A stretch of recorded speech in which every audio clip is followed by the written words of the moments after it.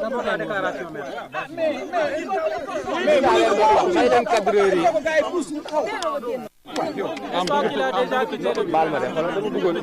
Pour certains, ils sont en direct, non? C'est bon.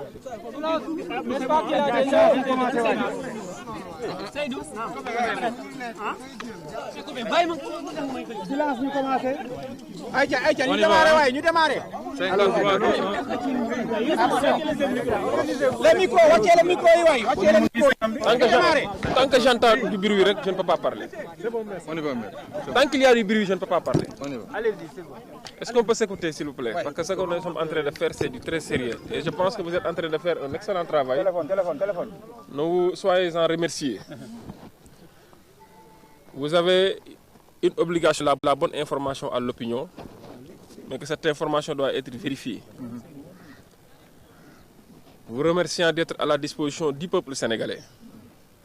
Je voudrais à nouveau également porter à l'attention de l'opinion nationale et internationale que Ousmane Sonko effectivement a fait l'objet d'un mandat d'amener pour pouvoir faire face aux doyens des juges d'instruction et répondre à travers un PV d'interrogatoire de première comparution des chefs d'accusation de viol et de menaces de mort qui faisaient l'objet d'une procédure pendante devant le 8e cabinet d'instruction et qui a fini par être réattribué à la suite d'un dessaisissement volontaire du juge du 8e cabinet après avoir interrogé son âme et conscience de remettre le dossier au procureur de la République qui a saisi à nouveau le juge du premier cabinet.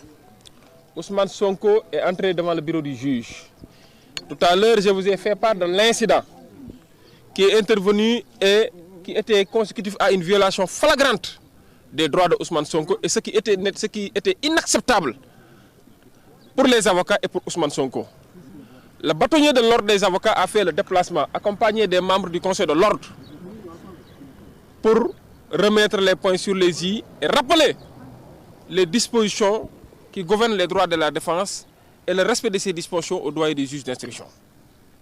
Ousmane Sonko, effectivement, a reçu notification des chefs d'inculpation. Et en application de l'article 94 du Code de procédure pénale, Ousmane Sonko dispose d'un délai de 24 heures pour effectivement donner le nom de ses conseils et effectivement préparer sa défense. Aujourd'hui, nous sommes vendredi. Demain, ce sera le week-end, donc les 24 heures nous conduisent jusqu'à lundi.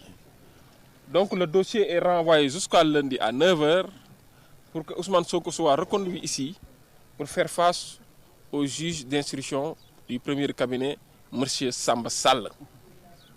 Il retourne à la section de recherche. Donc, Il est déjà parti. Il est déjà parti. quels sont les chefs d'inculpation qui ont été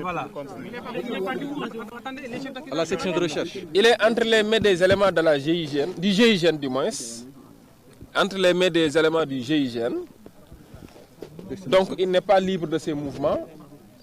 Nous présumons que sa destination est la section de recherche. Et nous attendons effectivement d'avoir une information précise par rapport à cette destination pour aviser. Mais quels sont les chefs d'inculpation qui lui ont été notifiés? C'est les faits de menaces de mort et de viol. Alors, qu'en est-il du dossier de trouble à l'ordre public? Ce dossier n'est pas encore clôturé parce que la procédure est toujours pendante au niveau de la brigade de Tchongo, de la compagnie de Dakar. Parce que Ousmane Sonko n'est pas seul dans cette affaire parce qu'il a été arrêté avec ses gardes rapprochés. Avec un caméraman, d'ailleurs, un de vos confrères journalistes, qui est toujours gardé à vue au niveau de la section de recherche.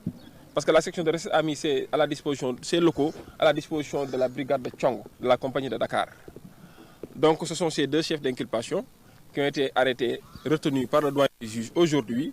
Pour ce qui est du dossier du trouble à l'ordre public, du faux dossier de trouble à l'ordre public et de participation à une manifestation non interdite, non autorisée, je pense que ce dossier est toujours sur la voie d'enquête et que l'enquête n'est pas clôturée. Les autres sont en garde à vue, donc Ousmane Sonko n'est pas venu ici pour cette affaire.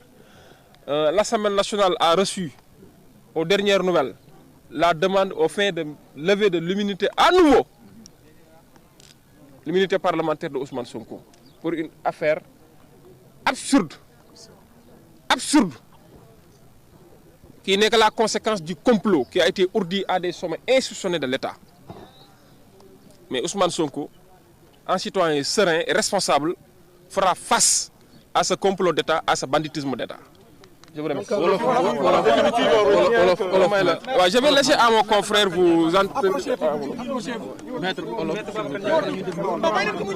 présentez-vous d'abord, maître. Silence d'abord. Silence na ngeen ñu dégloonte ah. ñu déglante. Waa ñu dégloonte. Silence. ñu déglante.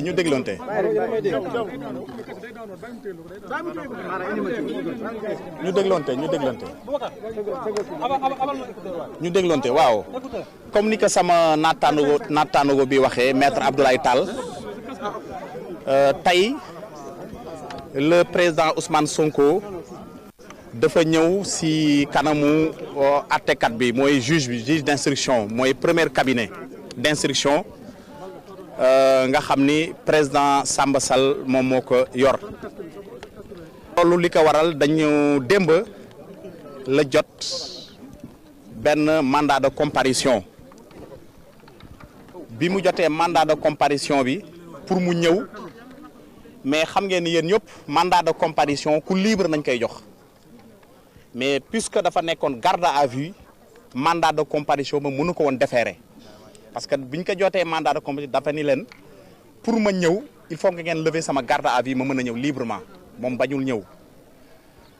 Finalement juge bi quelques waxtu après moom mu jël mandat d'amener andi ko bi mu ko andee mandat d'amener bi fekk na démb journée bi presque jeex na kon tey la ko gars yi jëlee section de recherche andi ko fii Dakar pour mu jàkkaarloog juge bi mu waree jàkkaarloog juge bi sur ay affaires yi nga xam ni mooy viol yooyu ñuy wax ak affaire menace de mort si tey loolu la moo ko taxoon mu ñëw tey si kanamu bi mu ñëwee si kanamu juge bi xam ngeen ni aussi loi bi dafa am lu mu wax code de procédure pénale en matière criminelle juge bi da lay xamal ni yow lii toppee su la ko xamalee ba pare mu ne nag am nga 24 heures pour waxtaan ak sa ay conseillers pour ñu ñëw assister la pour ñëw teewee inculpation bi loolu moo taxoon tey président Ousmane Sonko ñëw bi mu ñëwee nag délai 24 heures puisque dafa coïncider ak vendredi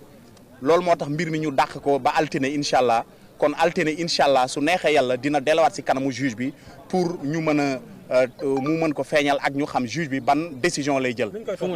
Voilà li ñu koy toppee moom mooy affaire viol ak menace de mort. fu mu dem fan la dem.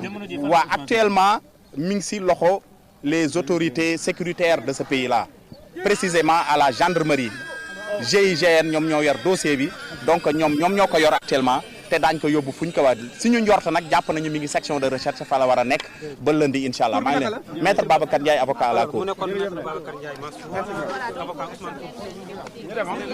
L'un des conseillers d'Ousmane. mbokk yi kon kenn ci conseiller Ousmane